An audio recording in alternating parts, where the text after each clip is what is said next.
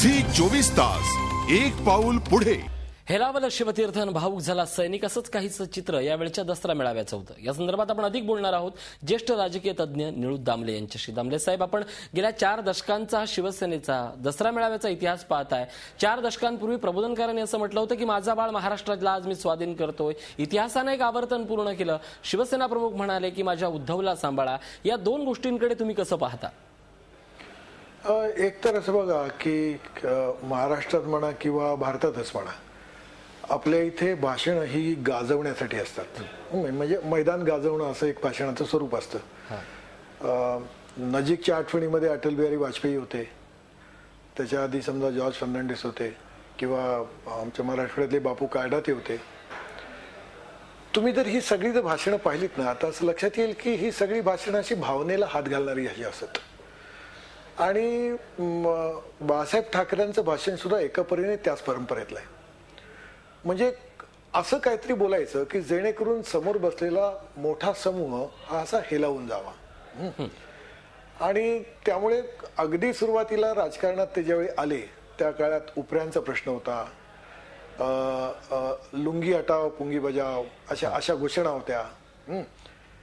याच्यामध्ये एक विचाराला आवाहन करण्यापेक्षा सुद्धा एक माणसाच्या भावनेला आवाहन करून त्यांना आपल्याकडे खेचून घेणं, म्हणजे त्यांना भावनेने भारून टाकणं ही त्यांची साधारणपणे पद्धत होती। आणि आपण असं म्हणूया की ही त्यांची भाषणाची पद्धत होती आणि कदाचित संघटनेची पद्धत सुद्धा, संघटनेचं कल्चर सुद्धा तेच होतं।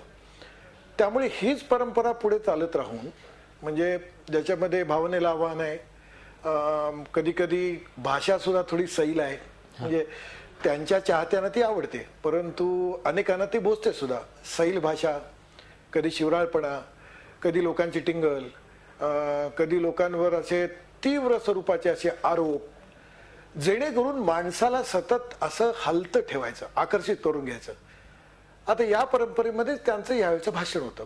अर्थात यावेळी एक थोडासा फरक आहे, यावेळी त्यांचं वय झालंय आणि वयामुळे प्रकृती सुद्धा खूप खालवली आहे। बोलताना सुद्धा आपण पाहिलं की त्यांना धाप लागत होती। त्यामुळे एकूणच मुळामध्ये भावनेला आव्हान की बाबा आता माझं वय झालं, मायाच्याने आता होत नाही, तर तुम्ही आता मी माझी ही परंपरा, माझी धुरा माझ्या मुलाच्या आणि माझ्या नातवाच्या हातामध्ये सोपवतोय, तेव्हा तुम्ही त्यांची काळजी घ्या बाबांनो। असं म्हटलं की एक लक्षात येतं, त्यांच्या बरोबरचे जे लोक आहेत, शिवसेनेतले लोक आहेत, त्यांना तसं भरून येणं स्वाभाविक आहे। म्हणजे उद्या जर सोनिया गांधी असं बोलल्या तरी लोकांना असं वाटेल, भुजबळ बोलले आपल्या मुलाबद्दल तरी लोकांना असं वाटेल, कारण हे जे अनुयायी असतात हे अनुयायी गुंतलेले असतात आपल्या नेत्यांमध्ये। आणि आपल्या देशामध्ये परंपरा अशी आहे की विचारांपेक्षा माणसामध्ये अधिक गुंतलेलो असतो। त्या माणसाचं मोठेपण, त्या माणसाची बॅकग्राऊंड असंच फार त्यांना त्यांच्या डोक्यावर बसलेलं। काय करू आता बघा बाबा, आता माझ्या मुलाला घ्या सांभाळून, नक्कीच असं हे जे भावनेला हात घालणारे होतं ना, आणि त्यामुळे मग ते त्यांचे जे अनुयायी, एकूणच हा सगळा खेळ शिवसेनेचा हा भावनेचाच खेळ आहे अशी नेहमी त्याच्यावर टीका होते। मात्र या वेळेच्या या भावना काहीशा वेगळ्या होत्या, त्या संदर्भात आपण बोलणार आहोत दामले साहेब। मात्र एका छोट्याशा ब्रेक नंतर झी 24 तास एक पाऊल पुढे।